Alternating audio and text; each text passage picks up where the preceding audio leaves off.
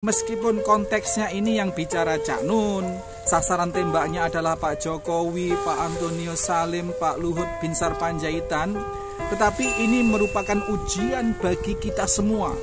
Ujian bagi netizen, ujian bagi orang-orang yang mencermati berita ini. Ujian ini adalah seberapa menyikapi kejadian itu dengan sungguh-sungguh kita sebagai seorang hamba Allah dan mengaplikasikan diri sebagai orang yang bersabar.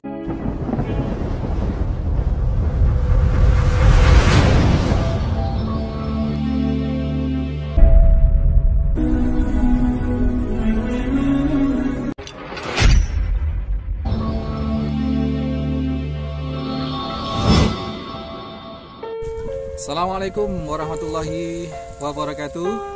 Teman-teman sekalian, kita masih akan membicarakan tentang polemik Cak Nun, Mbah Nun, MH Ainun Najib, yang sampai hari ini tampaknya pemberitaan belum mereda sama sekali.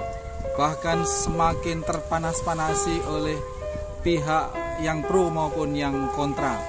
Belakangan juga Bapak Amin Rais memberikan uraian secara detail tentang karakteristik rezim Fir'aun itu seperti apa, yang seolah-olah malah menjelaskan tentang apa yang disampaikan oleh Cak Nun bahwa Bapak Jokowi itu sebagai Fir'aun dan kawan-kawan. Nah, juga ada video lagi Kang Sobari yang selama ini kita kenal dekat sekali. Beliau juga sebagai budayawan, beliau sebagai budayawan dan juga sebagai penulis yang seleting atau selevel Cak Nun. Dan beberapa kesempatan beliau bersama Gus Dur, Cak Nun, Kang Sobari dan Gus Dur ini ibarat satu kesatuan begitu. Tetapi beberapa komentarnya justru Masya Allah ya, Masya Allah. Tetapi begini, saya tetap tidak dalam posisi mana-mana. Saya ini hanya memotret satu fenomena. Jadi jangan salah, saya tidak sedang dalam memposisikan apakah saya ada di pihak yang pro atau yang kontra dengan pernyataan Cak Nun itu bahwa Pak Luhut sebagai Haman, Antonio Salim sebagai Korun dan Jokowi sebagai Fir'aun. Tidak dalam rangka itu. Tetapi begini teman-teman sekalian, sebagai seorang muslim, ini saya khusus bicara dengan teman-teman muslim bahwa kita sudah diberikan satu rambu-rambu tegas di dalam Al-Quran. Dalam surat Muhammad dalam surat Muhammad ayat 31 itu berbunyi wala nabluwannakum hatta na'lamunal mujahidina minkum wassabirin.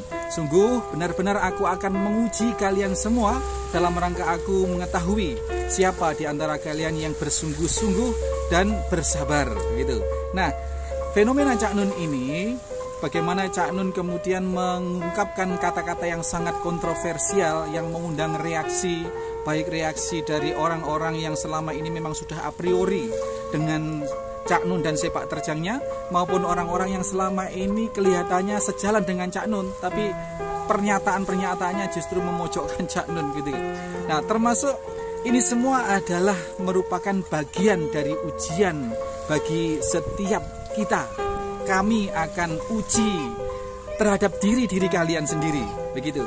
Jadi meskipun konteksnya ini yang bicara Cak Nun, kemudian sasaran tembaknya adalah Pak Jokowi, Pak Antonio Salim, Pak Luhut Binsar Panjaitan, tetapi ini merupakan ujian bagi kita semua.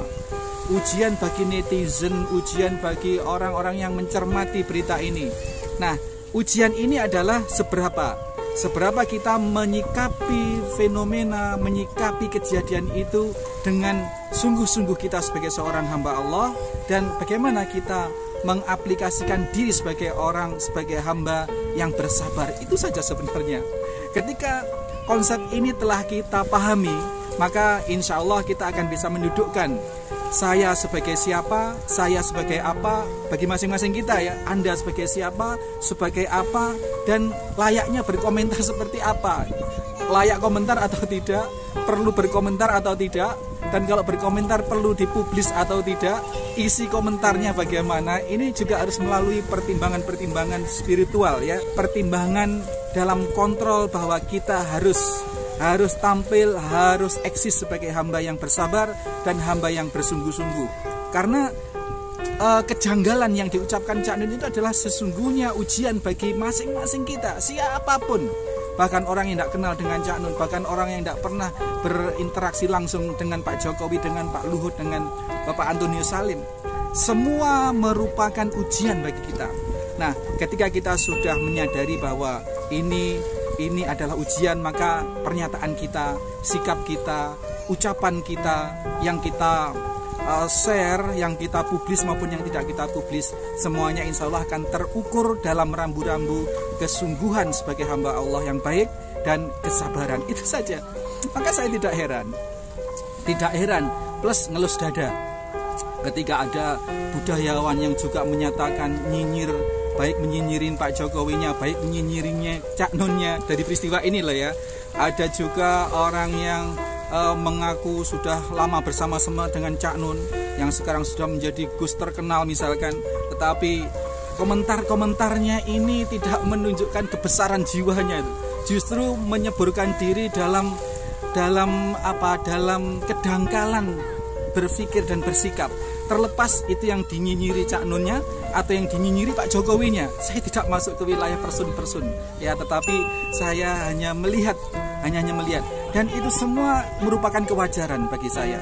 Saya bisa memaklumi karena ini semua adalah ujian dari Allah bagi setiap masing-masing orang, baik yang melakukan itu ya Cak Nunnya, maupun pihak Pak Jokowinya, pihak Pak Luhut, pihak Pak Antonius Salimnya, termasuk orang-orang yang menyaksikan.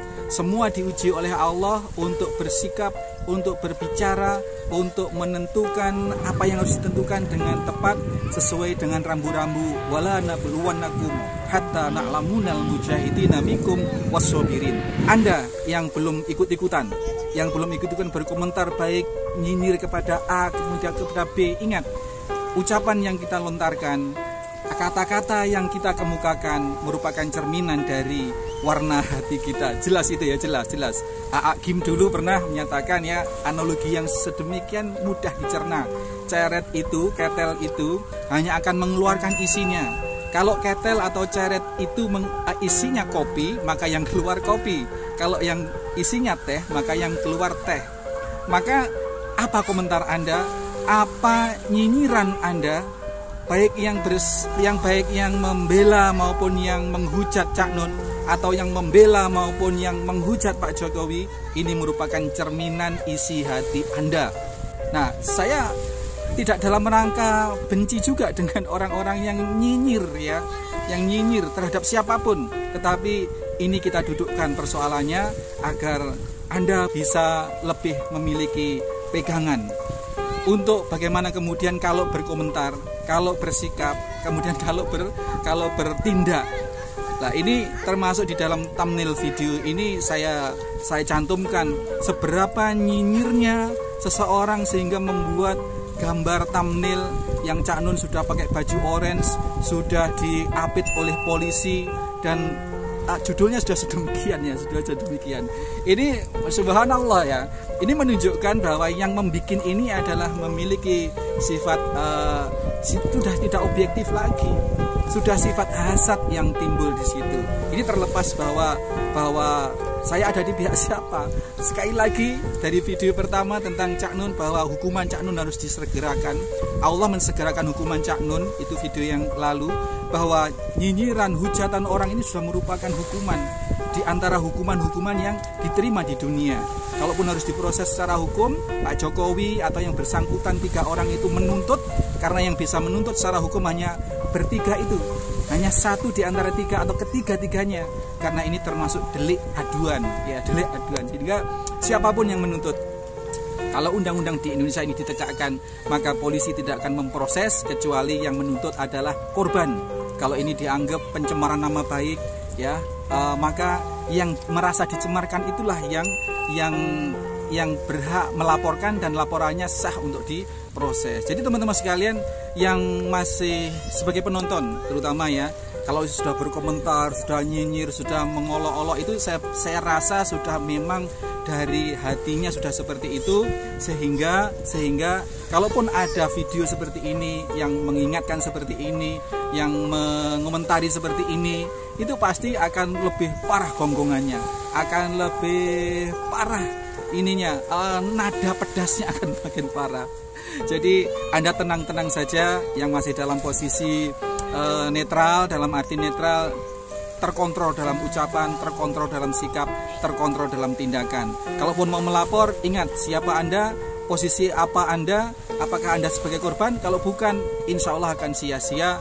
Dan insya Allah kalau saya melihat videonya putranya Pak Jokowi, ya ini tidak dianggap sebagai hal yang serius dan harus dilaporkan, tidak.